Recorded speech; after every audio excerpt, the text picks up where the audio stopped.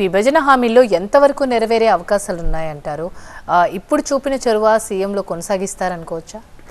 డెఫినెట్గా నాకైతే ఒక హోప్ అయితే వచ్చింది.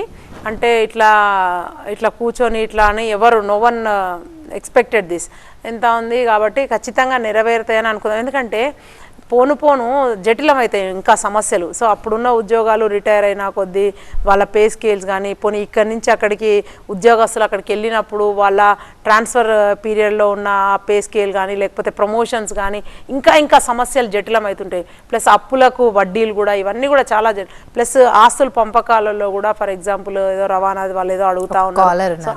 అవన్నీ కూడా. న్యూయార్క్ నుంచి నరేందర్ గారు.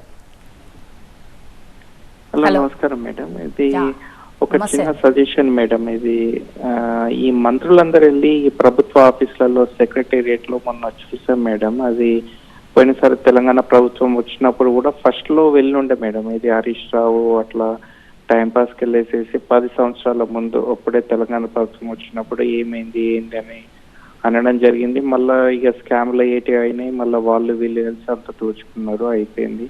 ఏదో ఫస్ట్ వచ్చినప్పుడు హడావిడి చేస్తారు. ఇప్పుడు మొన్న కూడా మీరు పోయినప్పుడు 11 గంటల వరకు కూడా ఏ ఒక్క గవర్నమెంట్ హాస్పిటల్లో కానీ ఎక్కడ కానీ ఏది లేదు మేడం.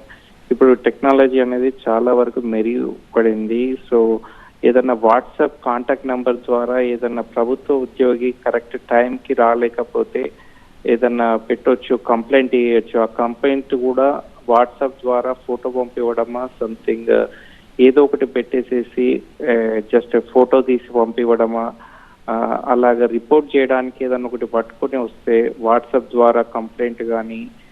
ఎందుకనంటే బయట వాళ్ళు కూడా వాళ్ళ పేరును చెప్పడానికి అనానిమస్గా ఉందామని అనుకుంటారు వాళ్ళకి వచ్చే ఇష్యూస్ తోటి కానీ. అండ్ ప్రతి ఒక్క ప్రభుత్వ ఆఫీస్ లోపల ఏసీబీ ఫోన్ నంబర్ అనేది వీళ్ళందరూ గాంధీ మహాత్ముని ఫోటో, రేవంత్ రెడ్డి ఫోటో, వీళ్ళు ఫోటో బదులు ఆ ఏసీబీ ఫోన్ నంబర్ని కొంచెం ఎక్సెల్ సైజ్ లోపల పెట్టేసేస్తే వీళ్ళు కూడా అప్పుడప్పుడు కొంచెం వెనక తిరిగి చూసినప్పుడు అదే ఏసీబీ నంబర్ ఉంది, జాగ్రత్త ఉండాలి అని మళ్ళీ కొత్తదేదో అనుకుంటారు, బయట మాట్లాడుకోవడం అదో ఇదో కానీ. బట్ అట్లీస్ట్ ప్రజలకు ఒక నంబర్ ఉంటుంది అనే అవేర్నెస్ పట్టుకొస్తే కూడా బాగుంటుందని ఒకటి మీరు దాని గురించి చెప్పండి.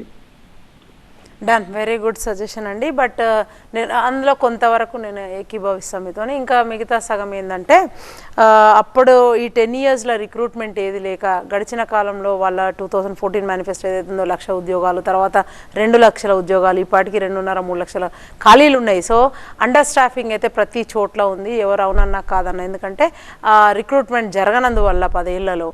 సో ఇప్పుడు మేము వచ్చిన తర్వాత జాబ్ క్యాలెండర్ రిలీజ్ చేయడం జరిగింది. అండ్ మొన్ననే మీరు చూసిండ్రు గ్రూప్ 1 ఎగ్జామ్ కూడా కండక్ట్ చేసినాం వితౌట్ పేపర్ లీకేజ్. సో అది మనం చెప్పుకోవచ్చు. అంటే నేను ఏందంటున్నా అంటే రాను కొంచెం కొద్ది రోజులలో ఈ డిసెంబర్ ఎండింగ్ వరకు ఇట్లా మీరు ఎక్స్పెక్ట్ చేయొచ్చు కొత్తగా అందరు కూడా ఉద్యోగాలలోకి వస్తారు. అండ్ మీరు అన్నట్టుగా ఆ టైమింగ్స్ ఏదైతే ఇప్పుడు అంతా యాజ్ ఆఫ్ మై నాలెడ్జ్ మొత్తం బయోమెట్రిక్ చేసిండ్రు బ్రదర్. సో ఎక్కడైనా సరే ఆ టైం అది రాకపోతే అది తీసుకోదు అండ్ అబ్సెంటిజం కింద పోతుంది. And I think everyone is aware of that. And మీరు అన్నట్టుగా కూడా నిజంగా కూడా అవి తీసేసి ఇవి పెట్టాలనే బదులు అవి ఉన్నా సరే ఇవి కూడా పెద్దగా కనిపించేటట్టు పెడితే నష్టమేం లేదు. అండ్ నేను కూడా బయట నుంచే వచ్చిన కాబట్టి మీలాగా ఎక్కడ కూడా ప్రతి డిపార్ట్మెంట్ అయినా కూడా వెబ్సైట్లో కూడా ఈజీగా ఉండేటట్టు రీచబుల్గా ఉండేటట్టు పొందుపరిస్తే బాగానే ఉంటుంది. ఇక్కడ మనకైతే అది ఆ సిస్టమ్ లేదు. నిజంగా కూడా ఒకంత బాధ అవుతూ ఉంటుంది. ఎండ్లకు పోయినా ఏ వెబ్సైట్ సరిగ్గా పనిచేయదు, ఎక్కడ పోయి అడగాలనో ఇన్ఫర్మేషన్ సరిగ్గా తెలియదు.